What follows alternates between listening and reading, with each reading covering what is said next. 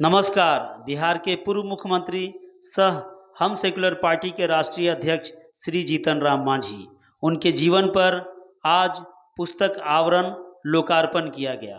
इस अवसर पर उन्होंने कहा कि एक गरीब परिवार, एक मांझी जाति जिसका राजनीति में कोई बैकग्राउंड नहीं, और अपने जीवन की शुरुआत एक ऐसे जगह से किया और मुख्यमंत्री तक का सफ़र किया। इसमें कितनी संघर्ष हुई, कितनी बाधाओं का सामना करना पड़ा, इसकी आप कल्पना तक नहीं कर सकते। इन्होंने ये भी कहा कि जब मैंने मुख्यमंत्री बना तो हमारे साथ किस तरह से काम किया गया और कितना अंत में हम परेशान होकर और मुझसे इस्तीफ़ा मांगा गया और मैं इस्तीफ़ा दे दिया। क्या उनकी पूरी जीवनी है, क्या मुख्यमंत्री का सफ़र है, ये अपनी जुबानी कह रहे हैं। आइए सुनते हैं। देखिए ये मेरी पूरी रिपोर्ट। क्योंकि हम ऐसे सरबराह वर्ग से आए हैं, हम लोगों की जीवनी के बारे में लिखने में बहुत लोगों का इंटरेस्ट नहीं होता है। हम लोग अच्छा काम करते हैं, उसको भी लोग गलत काम बताते हैं और गलत काम का उजागर तो करते ही हैं। एक बार याद है हमको, अशरफ अस्थानवी साहब एक लेखक थे, उनको भी हमने यही कहा था कि हम गरीबों की जीवनी कौन लिखता है। ये तो बड़े बड़े राजाओं महाराजाओं, बड़े बड़े लंब प्रतिष्ठित पूंजीवादी आदमी करते। तब उन्होंने एक किताब हम पर लिख दी कि टूटी सिलेट और पेंसिल से मुख्यमंत्री के कुर्सी तक। वो किताबें निकली है हिंदी में, अंग्रेजी में, उर्दू में। तो वहाँ तक हम लिमिटेड थे कि हो गया मेरा। लेकिन जब ये वर्तमान अभी ये लोग हमारे से संपर्क किए, खास करके हमारा जो पर्सनल सेक्रेटरी हैं सुबोध बाबू, वो भी बहुत साहित्यिक आदमी हैं। तब इनसे पूरा नाम क्या लिखा? संजीव चंदन। हाँ, श्री संजीव चंदन जी से संपर्क उन्होंने किया।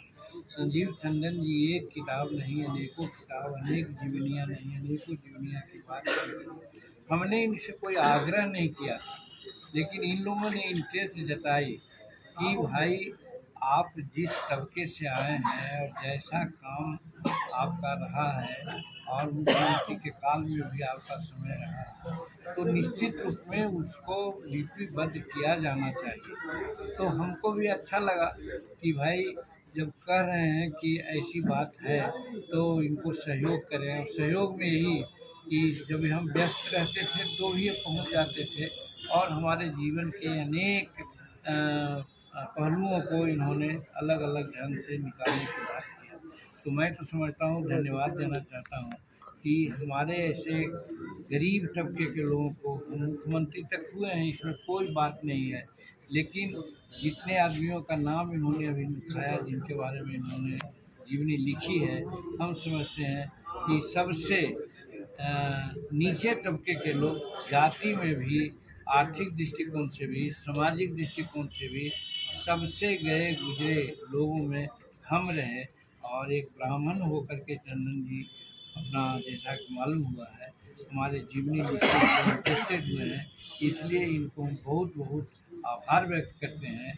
और हम समझते हैं कि मेरे जीवन का जो आकृतियाँ हैं इन्होंने लिखा है, तो हमारे समाज के बहुत लोगों को उसमें लाइन मिलेगा, प्रदर्शन मिलेगा। जैसे एक इंस्टांस हम बतलाते हैं, हम जहाँ जन्मे थे वहाँ पर दो बात, पढ़ाई लिखाई का कोई हिसाब नहीं, राजनीति में आने का तो कोई सवाल ही नहीं।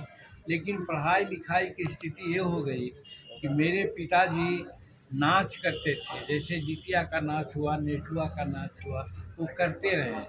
और जब कहीं दशहरे के अवसर पर, दिवाली के अवसर पर वो नाच करने के लिए पैसे लेकर के कुछ लोगों के साथ, समूह के साथ जाते थे, तो वहाँ पर 10 दिन 5 दिन रहते थे और वो गाना गाते थे और गाना डेली नया नया गाना गाते थे। तो वहाँ के रहने वालों लोगों ने कहा, वहाँ क्या कलनौर एक बस्ती है मखदूमपुर में, वहाँ वो जाते थे, तो वहाँ के लोगों ने कहा कि आप इतना कितना पढ़े लिखे हैं। तो हमारे बाबूजी ने कहा कि बाबू हम पढ़े लिखे नहीं हैं। कहें कि इतना गाना भजन कहाँ से याद आया? तो कहें कि साहब भगवान की कृपा है, माँ सरस्वती की कृपा है। तब उन्होंने कहा कि आपको बेटा उटा है? तो उस समय हम थे अकेले, हमारा छोटा भाई 8 बरस के बाद हुआ था, हम 7 बरस में रहे होंगे, लेकिन हाँ एक बेटा है। तो उन्होंने कहा कि तुम अपने बेटा को पढ़ाओ, और यही भावना लेकर के बहुत कष्ट उन्होंने सहा, मारपीट सहा, घर से बाहर निकलने की तलाशी भी सही, लेकिन बावजूद उसके अपने ये पर वो अड़े रहे। और आगे अनेक प्रकार के पढ़ने लिखने की जो बातें हुई, जो किताब में आप देखिएगा, हम 1966 में बीए ऑनर्स के साथ गया कॉलेज से पढ़े, नौकरी की, और उसके बाद फिर 1980 में राजनीति में आया। अब दूसरा पहलू जो कहते हैं कि राजनीति में आने को हम कैसे सोचा, एक गरीब घर का जिसकी माँ मजदूरनी हो, खेत में काम करती थी, 8 घंटा नियुक्त करके धान रोपती थी, हमारे पिताजी हल चलाते थे, और उस घर के लोग ये सोचे कि राजनीति में जाए, तो लोग ने कहा कि ये पागल हो गया है, ये काहे ऐसा सोचता है। लेकिन एक जगह से हमें प्रेरणा मिली, वो प्रेरणा मिली कि जब हम गोरखियाई का, यानी कि उसको क्या कहते हैं, बॉय सर्वेंट के रूप में जो काम कर रहे थे हम, तो हमको खाने के लिए मिलता था, तो जानवर का गौशाला के नज़दीक पाया में बैठ कर के हम खाना खाते थे। खाने के समय में जब जानवर को देखा, बैल को देखा कि कौरी करता है, मुंह चलाता है, और मुंह चला रहा था, तो हमारे दिमाग में बात आई कि ये बेचारा इतना परिश्रम करता है और आज खाता है, कल भी जाएगा मजदूरी करेगा, और उसके बाद ये मर जाएगा, दुनिया में इसको कोई नहीं जानेगा। तो ये हम जानते थे उस समय, कम से कम 11-12 वर्ष की उम्र हो गई थी, कि भाई बहुत भाग मानुस्तन पावा, ये हम जानने थे, सुना था। तो हमको लगा कि हम मनुष्य घर में जन्म लिया है, तो हमको सिर्फ इस तरह से कभी यही करेंगे, गोष्ठी करेंगे, और पढ़ेंगे लिखेंगे नहीं, या पढ़े लिखेंगे भी हम नौकरी करेंगे, तो हम समाज को क्या देंगे। हमको उसी समय प्रेरणा आई कि हमको राजनीति में रह कर के समाज को देखना चाहिए, और एक मन में संकल्प ले लिया था कि बरों शंभु नहीं तो रहो कुमारी, यानी हम जाएंगे तो राजनीति में जाएंगे, और नहीं तो 1966 में ग्रेजुएशन किया था। जिस क्लास में हम पढ़ते थे उस क्लास के लोगों को ट्यूशन करते थे, तो हमको 25 रुपया मिलता था, और वो पैसा से हम घर चलाते थे, और 40 रुपया स्टाइपेंड मिलता था, उससे भी हम अपना देखभाल करते थे। इस कष्ट में हम आगे बढ़ने का काम किया था, तो ऐसा लगा था कि क्या करेंगे, लेकिन तो भी मन में बात आ गई कि नहीं, हम जरूर राजनीति में जाएंगे। और राजनीति में जब आया तो और अनेक पहलुआ हैं कि हमारा टिकट कट गया, कहाँ से टिकट लेने की प्रेरणा मिली, वो सब किताब में है, और इस तरह से आगे बढ़ते गए, और आज हम यहाँ पर हैं। तो ये दो दिलचस्प पहलू है कि कैसे पढ़ाई शुरू हुई और कैसे राजनीति शुरू हुई। ये दोनों बात ऐसा ही है कि जिससे लोगों को प्रेरणा मिल सकती है मेरे किताब से, यही अभी के संदर्भ में कहना है। माननीय जी, मुख्यमंत्री जी ने सदन में आपके खिलाफ बहुत अशोभनीय टिप्पणी की, आगे की कार्रवाई आपकी क्या होगी? हमारा कहना है कि बाद में उससे बात कीजिए, हंसुआ का ब्याह में खुरपा का गीत नहीं। आगे की कार्रवाई क्या होगी आपकी? वो कह रहे हैं कि उन्होंने आपको मुख्यमंत्री बनाया, उनकी मुख्यता थी। अब ऐसा प्रश्न किए कि हमको कुछ कहना ही पड़ जाएगा, लगता है। बोले गधापनी की सलाम थी। है आपको। देखिए, देहात में कहावत है कि भले भेड़िया सिर मुड़ाती है, समझते हैं इस चीज़ को। जब भेड़िया के माथा पर केस हो जाता है तो उसमें कीड़े हो जाते हैं, और उसको काटता है कीड़ा, तो प्रायः मूड़ी ढूंढते रहती है वो। तो आदमी जब उसके माथा को पकड़ता है तो बड़ा शांत हो जाता है, और तब उसको लोग मुड़ते हैं। तो कहने को उसी को कहा जाता है कि भले चिड़िया मुड़ाती, इसलिए कि उसको तो माथा में जू काट रहा था, इसलिए वो सीधा हो गई। इसी प्रकार से नीतीश कुमार जी स्वाभाविक रूप में हमको मुख्यमंत्री नहीं बनाए। जब 2014 2014 के चुनाव में वो पार्लियामेंट इलेक्शन में सभी सीटों में प्रायः हार उनको मिली, तो जदयू के लोग ही कहने लगे कि आप इस्तीफा दीजिए, आपके नेतृत्व में सब हार गया है, और इतना जोर पड़ा कि वो इस्तीफा देने को तैयार हो गए।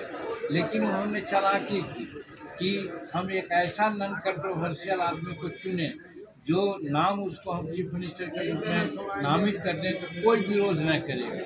तो उन्होंने जीतन मांझी को भैया मुसहर कम्युनिटी जो बाई नेचर सीधा सपटा ईमानदार और कर्मठ हुआ करता है, तो वे समझते थे वो कि जीतन मांझी इस तरह का है।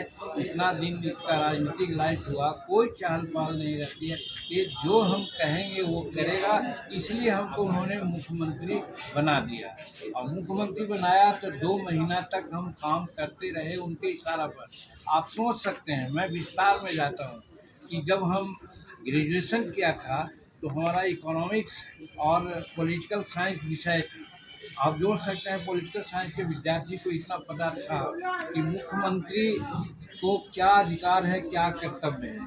तो जब हमको मुख्यमंत्री बना दिया तो हमारा तो कर्तव्य था कि मंत्रिमंडल का गठन स्वयं करें, लेकिन नहीं, एक वैसे ही वोट लिया मुख्यमंत्री का, 2 घंटा के बाद एक सूची आई, वो भी कोई विधायक कोई नेता के मार्फत से नहीं, एक चपरासी के माध्यम से आया।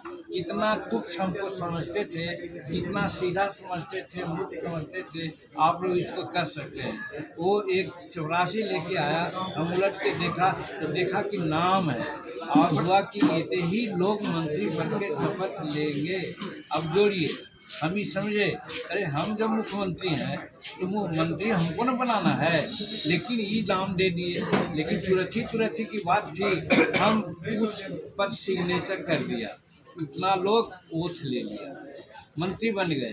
हम जान रहे थे कि हमको मंत्री बनाना, हमारे राय से कोई मंत्री नहीं बना, सब माननीय नीतीश कुमार के राय से मुख्यमंत्री बना। फिर दूसरा शाम में उसी प्रकार के एक लिस्ट आई, उसमें था सभी विभागों का बंटवारा था। तो हमारे मन में बात आई कि भाई मंत्री तो बनाइए दिए अपने मन से कम विभाग के बारे में तो हमसे राय तो कर लेते। अब ये ऐसा क्या बना दिए हमको मुख्यमंत्री, हमारा राय भी नहीं लिए, अब तो क्या करें। फिर तुरंत ही की बात थी, हम तुरंत कैसे रिवेल करते, इसीलिए हम फिर उस पर दस्तखत कर दिया।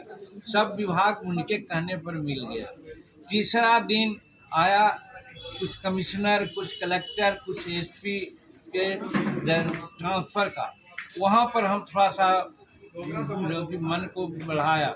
और उसी बीच में आप लोग भी कहने लग गए थे कि जीतन मांझी रिमोट से काम करता है, जीतन मांझी रबर स्टैंप है, ये सारी बातें आ रही थी। तो हमको लगा कि नहीं, ये तो कहता है पत्रकार लोग, हमको अपने मन से करना चाहिए। हम उनके जो प्रस्ताव थे ट्रांसफ़र पोस्टिंग का, उसको हम रद्द करके अपने मन से सभी ट्रांसफ़र पोस्टिंग किया। झगड़ा वहीं से शुरू हो गया। उनके समझ में आने लगा, अरे हम तो उनको समझाया लोगों ने कि अरे इनको तो आप बनाया था कि जैसे कहिएगा वो करेगा, लेकिन ये अपने मन के करने लगा तो क्या होगा। और फिर उसके बाद 2-3-4 महीना में देखे होंगे आपने, एज मैनी एज 35 ऐसे हमने निर्णय लिया, जिसमें एक निर्णय आप लोगों के लिए भी था कि पत्रकारों को पेंशन देंगे, पत्रकारों को हर जिला में हम क्या कहते हैं मीडिया हाउस बनावेंगे, और प्रांत में भी उनका एक सेंट्रल हेडक्वार्टर बनावेंगे। आप लोगों को भी किया था, महिलाओं के लिए किया था। इस सशक्तिकरण की बात लोग बोलते हैं, लेकिन जब तक पढ़ेगी महिला नहीं तब तक कैसे होगा। तो इसलिए बच्चा क्लास से लेके MA क्लास के बच्चियों तक सभी जात के बच्चियों का पढ़ाई हमने फ्री कर दिया था। हमारे इलाका में नक्सलाइट बहुत माना जाता था, सब लोग क्या करता था कि राइफल उठाता था, इसलिए कि उसका इज्जत नहीं दिया जाता था, वो भूखा मरता था। हमने कहा क्या कि ठेकेदारी में जो 75 लाख रुपया तक के ठेकेदारी में हम आरक्षण दे दिया। आरक्षण दिया तो वो लोग जो नक्सलाइट वहाँ जाते थे वो लोग सब काम करने लग गए। बहुत से नक्सलाइट हम पर गुस्सा किया कि हमारा कैडर को साहब आपने बर्बाद कर दिया। हम कहा कि हम बर्बाद किया क्या, हम लोगों को रोजी रोजगार दिया, तो ये भी उनको अच्छा नहीं लगा। ये बिहार कृषि प्रधान राज्य है, 76% यहाँ किसान रहते हैं खेती पर, और इनको सिंचाई की कोई व्यवस्था नहीं थी। डीजल पेट्रोल ये सब लगाना पड़ता था। तो हमने निर्णय लिया कि हर 5 एकड़ किसान जो रखते हैं ज़मीन, उनको हम बिजली माफ़ कर देंगे। ये सब काम शेड्यूल कास्ट के लिए हमने कहा कि 2-3 डिसमिल ज़मीन से काम नहीं चलेगा, 5 डिसमिल हम देंगे। और हमारे किसानों को शेड्यूल कास्ट को खेती करने के लिए ज़मीन नहीं है। जितना भूदान और सीलिंग की ज़मीन है वो 13 लाख एकड़ है, उसको हम बांट देंगे। 1-1 एकड़ ज़मीन सबको देंगे। अगर वंचित हो जाएगा तो खरीद करके देंगे, ताकि हमारा जो शेड्यूल कास्ट के लोग हैं वो खेतीहर मजदूर नहीं, खेतीहर किसान बन जाएगा। ये सारा जब निर्णय लेने लगे तो उनके जो अगल बगल अभी रहते हैं वही कहने लगे, नीतीश बाबू, जीतन मांझी को भुइयाँ समझ कर क्या बनाए थे कि तो ऐसा काम कर रहा है कि 6 महीना और रह जाएगा तो आपको कुत्तों नहीं पूछेगा। बस लड़ाई चली वहीं से, अब इधर उधर करने लगे और फिर उसके बाद हमको रिजाइन कर। तो वो हमको अपना स्वभाव से चीफ मिनिस्टर नहीं बनाए थे। अगर बनाते तो हम तो अच्छा काम किया। आज भी उनको चैलेंज करते हैं, कहिए कौन गलत काम किया था जिसने आपने कहा कि हट जाइए। और उसमें भी हम कहा था कि अगर वो कहते सीधे कि हट जाओ तो 2005 को याद रखिए आप, हम मंत्री बने थे इनके मंत्रिमंडल में, हमको शिक्षा विभाग दिए थे, लेकिन आप ही लोगों ने कहा कि उनके आपके यहाँ क्या है तो एक दागी मंत्री आ गया है और वो तुरंत हमको बुलाए, 1 मिनट नहीं ठहरे हमने इस्तीफा दे दिया था, आप लोग सब जानते होंगे। तो उसी वजह से अगर कहते तो, लेकिन ये तो एरोगेंट आदमी कि नहीं इसको हम हटाएंगे कान पकड़ के, और भाई हम हट गए। यही स्थिति है। तो वो हमको बनाए थे स्वाभाविक। और वो जो आज तुम ताम कहते हैं तो तुम ताम कहते हैं तो उनका संस्कार क्या है। हम उनसे बड़े हैं उम्र में भी, पहले डिग्री हासिल किया है, पहले हम विधायक हुए हैं। तो अगर तुम ताम कहते हैं तो मैं तो कमर समझता हूँ कि या तो उनका एरोगेंसी बोलता है, या पागलपन बोलता है, या नहीं तो उनका संस्कार जो गलत है वो बोलता है। आगे की कार्रवाई आपकी क्या होगी? आगे की कार्रवाई है, सभी लोगों से बात हो रही है। हम लोग कुछ कल असेंबली में प्रदर्शन करेंगे, बैठेंगे कि दलितों का अपमान इस प्रकार से जो आप कहा है, एक तो महिलाओं को अपमान किया कल, तीसरी तरफ हमारे महावीर चौधरी जी हमारे ब्रदर लगते थे, उनका पुण्यतिथि में गए और उनके पोर्ट्रेट पर फूल न चढ़ा करके अशोक के माथा पर चढ़ा दिए, अशोक चौधरी के माथा पर, वो गलती किए। और आज हम जब कहने लगे कि भाई आप कोटा बढ़ा देते हैं, लेकिन कोटा जो बढ़ा हुआ है या वर्तमान है उसमें कितने लोगों को नौकरी मिली, कितने लोगों को आरक्षण मिला, इसको जांचिएगा तभी ना। यही कहा तो उनको तितली लग गई।